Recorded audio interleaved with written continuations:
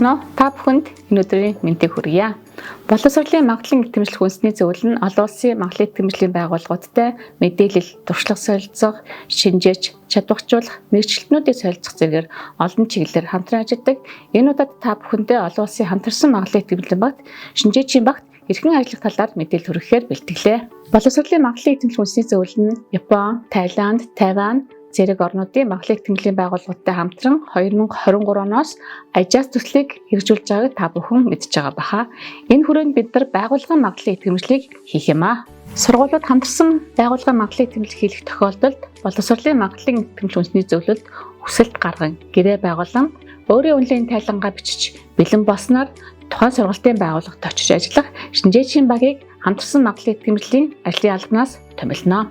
Хэрэв Монгол улсын ихтэй сургуулиудаас хамтарсан магадлан итгэмжлэх хүсэлт гаргасан тохиолдолд Монгол улсаас нэг шинжээч, бусад улсаас 1-2 шинжээч буюу 5-7 хүний бүрэлдэхүүнтэй шинжээчийн баг томилон ажиллах юм аа. Хамтарсан магадлан итгэмжлийн багт ажиллах шинжээч нь боловсролын магадлан итгэмжлэх үндэсний зөвлөлийн дотоодын шинжээчийн сургалт хамрагдсан, шинжээчийн эрхтэй, шинжээчээр ажилладаг хүн байх юм. Ингээд та англи хэл дээрх CV танилцуулга боловсролын магадлан итгэмжлэх үндэсний зөвлөлд ирүүлснээр олон улсын шинжээчийн санд бүртгэгдэнэ. Мөн бид хамтарч байгууллагуудад шинжээчийн сургалтад хамрагдах хүсэлтийг илгээснээр танхим буюу цахимаар шинжээчийн сургалтанд хамрагдан ирэх авна. Хөтөлбөрийн магадлан итгэмжлийн хувьд Европын бүсийн орнуудын магадлан итгэмжлийн ASEAN, ACUIN, AAR, Америкийн нэгдсэн улсын ACBSB зэрэг байгууллагуудтай бид нар хамтран хөтөлбөрийн магадлан итгэмжлэлд хийж байна. Хөтөлбөрийн магадлан итгэмжлийн хувьд Европын холбооны ESG зарчмыг баримтлан бид нар хамтарсан шалгуур шаардлага боловсруулан ажиллаж байгаамаа. ASEAN байгууллагаас байгууллага болон хөтөлбөрийн магадлан итгэмжлэлд ажиллах шинжээчийн сургалтуудыг зохион байгуулдаг. Хэрвээ та сонирхвол тус байгууллагын вебсайт руу орон шинжээчийн сургалтад бүртгүүлэн амжилттай хамрагдсанаар шинжээчийн эрхтэй болох юм.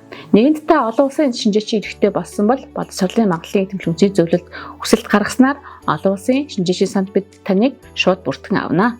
Хэрв та ACBSB-ийн байгууллагын шинжээчийн сургалтанд хамрагдах хүсэлттэй бол боловсролын магадлан итгэмжлэх үндэсний зөвлөлд хүсэлт гаргаснаар бид таны хүсэлтийг уламжлан жилийн хурал шинжээчийн сургалтанд хамрагдан олон улсын шинжээчийн эрхт болох бүрэн боломжтой. Хамтарсан магадлан итгэмжлэлт болон олон улсын шинжээч тавигдах үндсэн шаардлага нь доктор зэрэгтэй ихтэй сургуулийн багш, судлаач, мөн хамгийн чухал нь та англи хэлний яриа болон бичгийн өндөр чадвартай байх нэ.